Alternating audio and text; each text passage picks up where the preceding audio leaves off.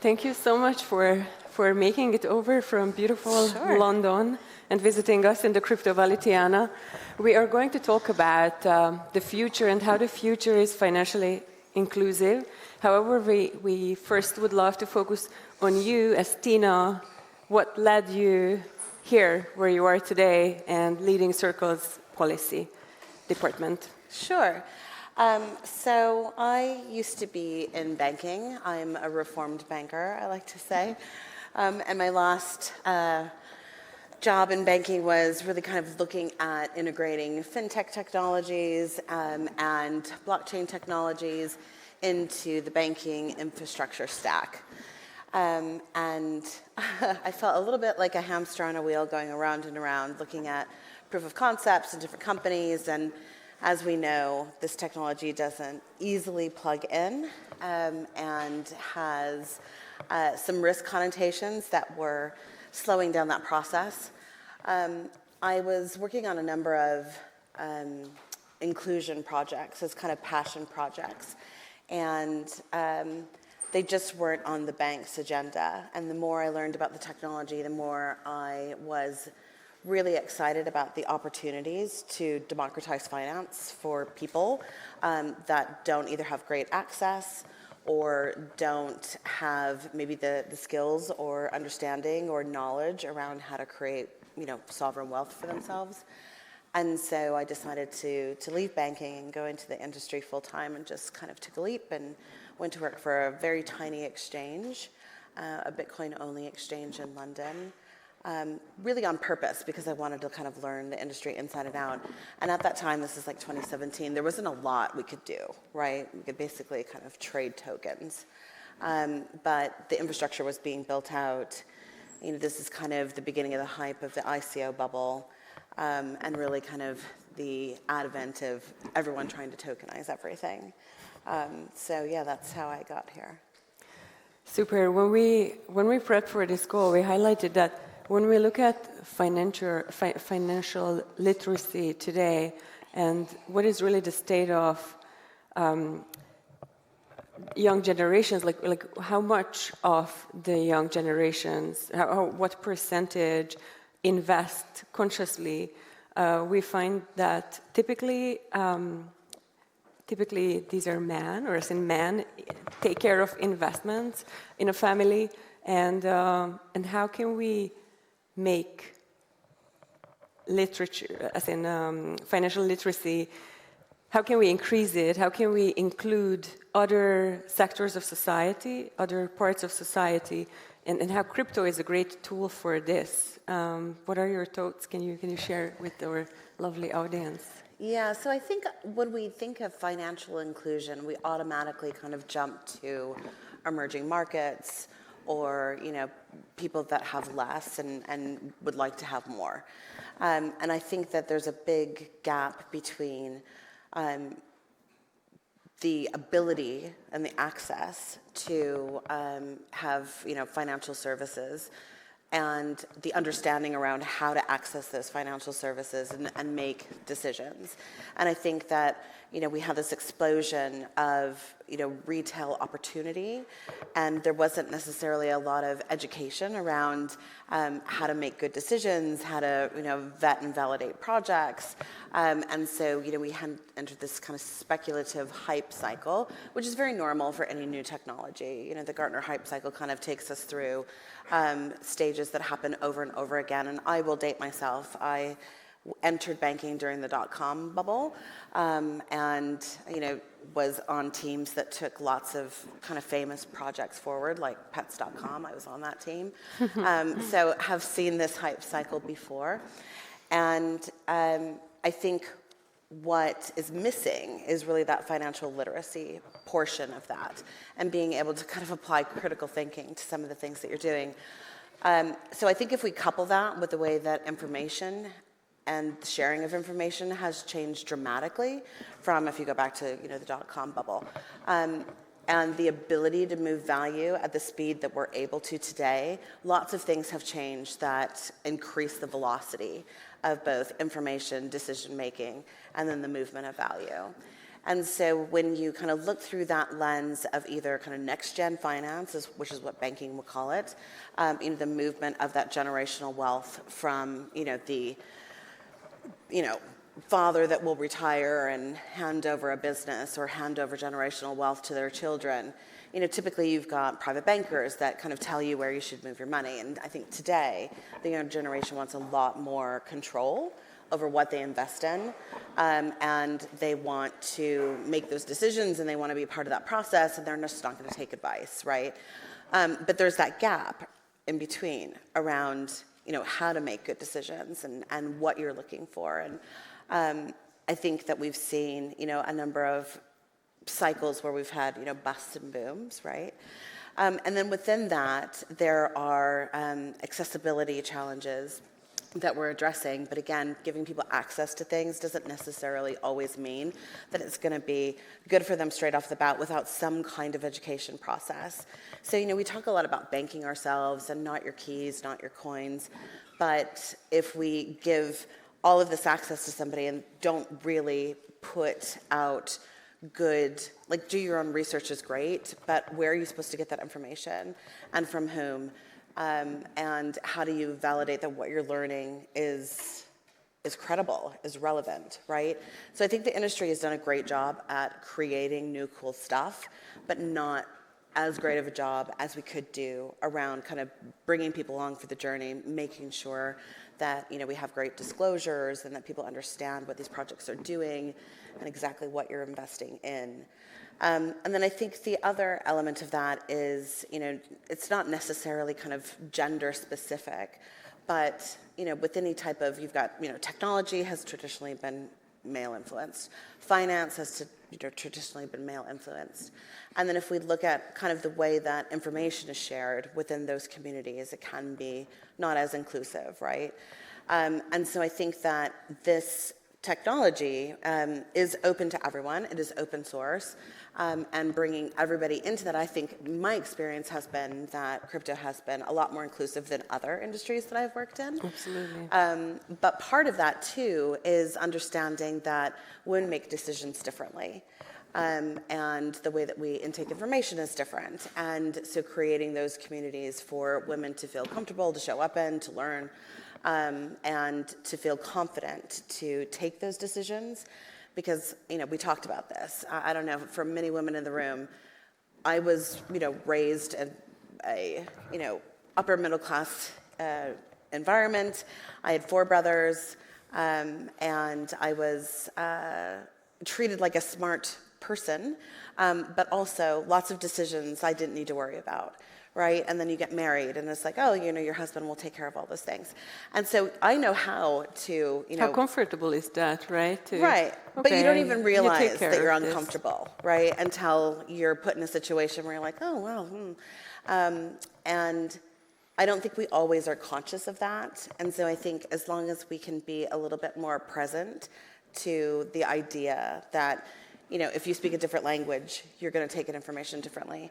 If you're from a different part of the world where culturally maybe, you're not exposed to the same opportunities or information, you're going to take in information differently.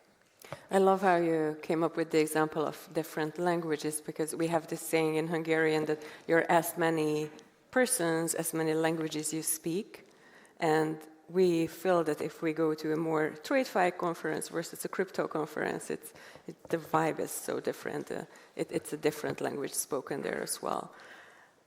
So I'm hearing, Teana, that financial literacy is part of financial inclusion.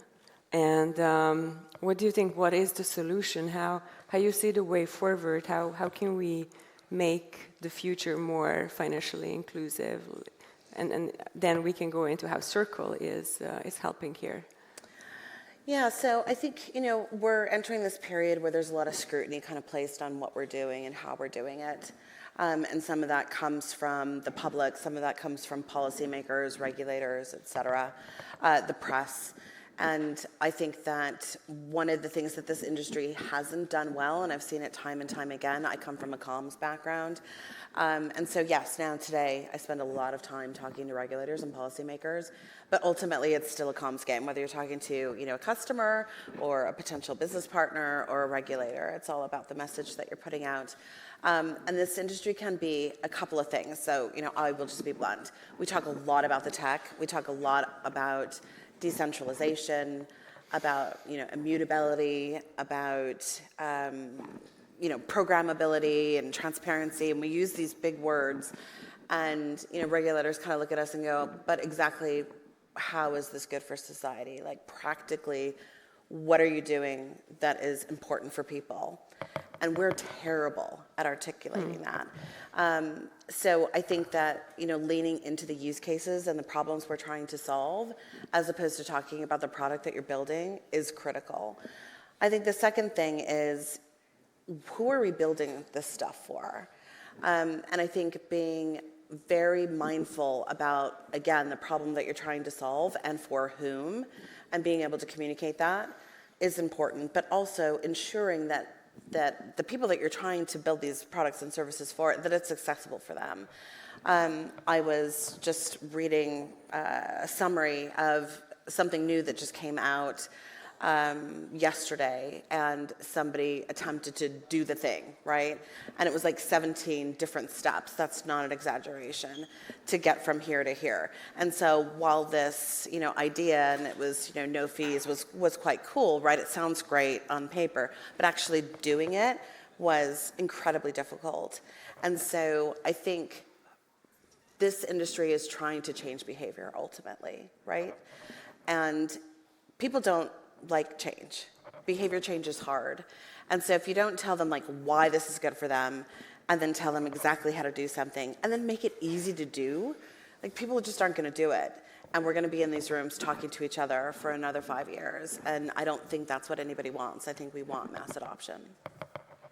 So we need clearer communication. We need to communicate differently, and we need to work together with those who are masters of communication and understand product market fit and understand how to speak to various audiences.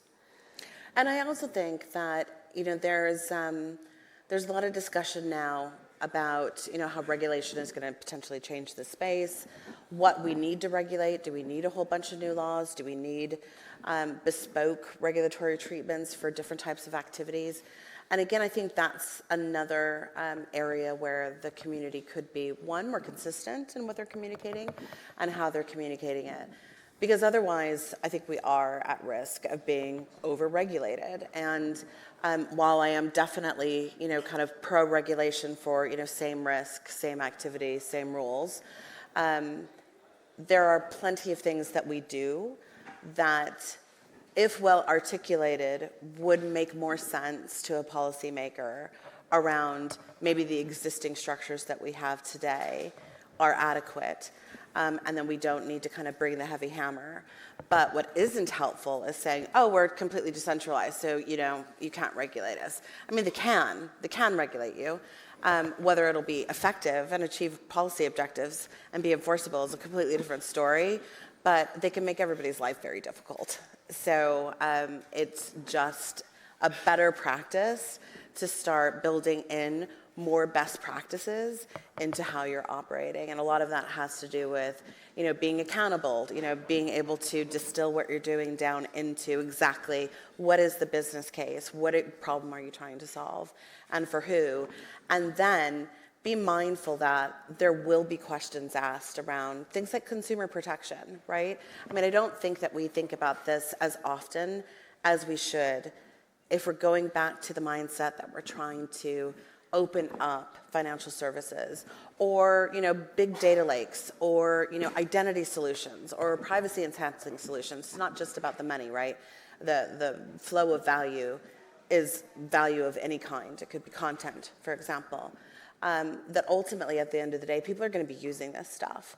And if we have the ability to build in, AML prevention modalities, or be able to plug some of the wormholes where we have smart contract failures that we see happen, then do that. Just like think all the way through instead of launching half-baked crap for people to buy. I'm smiling that you came up with or mentioned smart contracts, because yesterday on the stage, one of the Uphold colleagues said that smart contracts naming is so unfortunate because they are not contracts and they are not smart, for instance. So it's also a communication nuance, right? So when we prepped for this, then you highlighted that USDT is the internet-ready dollar. USDC. USDC. Oh my goodness, sorry. It's morning. we have to cut this. And so how Circle is promoting financial inclusion through USDC and through, you have now a team of more than 1,000 people. You are 10 years old soon, as is Circle, and USDC is 5 years old. Mm-hmm. Congratulations on the milestone of 10 years and 5 years. How are you thinking of promoting financial inclusion when you put on your Circle hat? Yeah, so I think USDC is really a platform that can be built on to serve a number of use cases. So obviously the earliest and the use case that people know the most is to facilitate smoother crypto capital markets trading, right? But within that, it's essentially a payments platform. It's a payments mechanism. And so, a number of areas of the world have inadequate payments infrastructure. And so it's very easy to kind of see where USDC can solve some of those challenges. Dollars are also very expensive in some areas of the world, especially in areas where there is a volatile, like native currency. And so people want dollars. And I think one of the things that central banks potentially and regulators don't always understand is Circle isn't creating monetary policy. We are literally just digitizing the dollars that are already out there and making them internet ready so that they can plug into Web3 ecosystems. That's essentially what we do. And so that opens up a whole, variety of doors to serve either people that need or want dollars, to provide FX. We also have a euro coin that is, kind of slowly growing over time. And I think within, the MiCA context, it'll be a regulated electronic money token, and that will kind of change the access for payments in Europe specifically. But if we think about things like crises or, responding to, displaced people in Ukraine, for example, or if we think back to COVID, in the U.S., there was a number of, and countries around the world, kind of disbursements to people to make sure you could pay your mortgage and make sure that our emergency workers were still able to facilitate the services that they needed to. And in a lot of cases, checks were being mailed to people. So, if your banking infrastructure has been wiped out by an aggressor in a situation of war, or you've had a global pandemic, it puts a lot of pressure on the financial ecosystem. And dispersing those funds can be very slow. And there's also, unfortunately, big gaps in the transparency around making sure that the money that you sent gets to the person intended.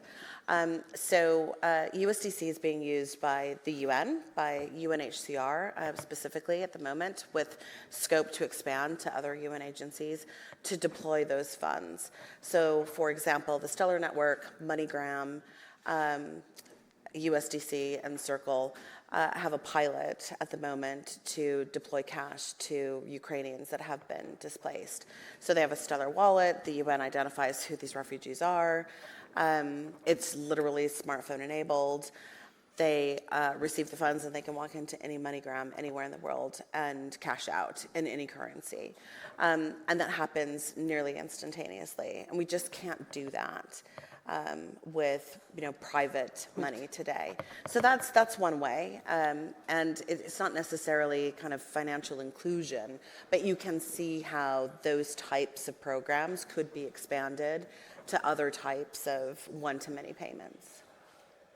Super, definitely. Without stable coins and in particular USDC, we wouldn't be there where we are today in the crypto industry as a whole. And yeah, it's gorgeous. I'm sure if this pilot works, then you will do this also in other specific use cases or it with works. other. Okay, super.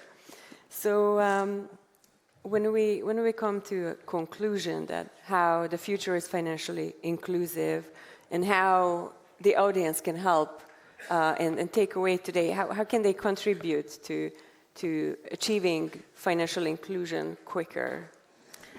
So again, I would just go back to incepting behavior change. It is, people don't necessarily feel comfortable changing their behaviors, but it's certainly more likely that behavior will change if it is easy to understand why, what's in it for me, how is this going to be helpful to me, 2, how do I do it, and 3, kind of, what's the knock-on benefit, right? And whether that's for society, for the company, what is the net gain here? And again, I think some of that's communication, and some of that is, in the technical builds of what we're building out. So today I mentioned, the 17 steps that it took to do something yesterday. We really need to improve on that customer journey. And I know it sounds very trite, but I know what I'm doing most of the time. Sometimes I don't. But most of the time, I think I know what I'm doing. And literally just like 3 weeks ago, I sent a shit ton of tokens on the wrong chain, and I don't know where they are. They're gone. And I kind of like watched myself do it as it was happening because I was just moving fast, wasn't paying attention, and the next thing you know, I'm like, whoop, it's gone. So if I'm making mistakes like that, and I'm a relatively smart person that's supposed to know what they're doing, what is the average person, what chance do they have, right? And it becomes really frustrating. So I think that if anything, that would be the one thing that I would say. There are people way smarter than me in this room that are building some really cool stuff. And I appreciate that the tech might be really elegant, but if people can't use it at the end, then we're not going to incept behavior change at the rate that I think that we could. And I think if you just look at like the rise in growth of active users of ChatGPT-4, it's like exponential over a number of weeks versus, the growth of crypto usage for payments, for example, or the growth of, TikTok users, or the growth of people using the internet, right? We're getting faster and faster and faster. And it's easy to use ChatGPT, and it's clunky, right? It's not even this great interface, but you can figure out how to use it and play with it, and I think that's not something we've done well. We could do better. Absolutely. So communication, then better UX, better UI, products that are fit for purpose, and what else am I missing?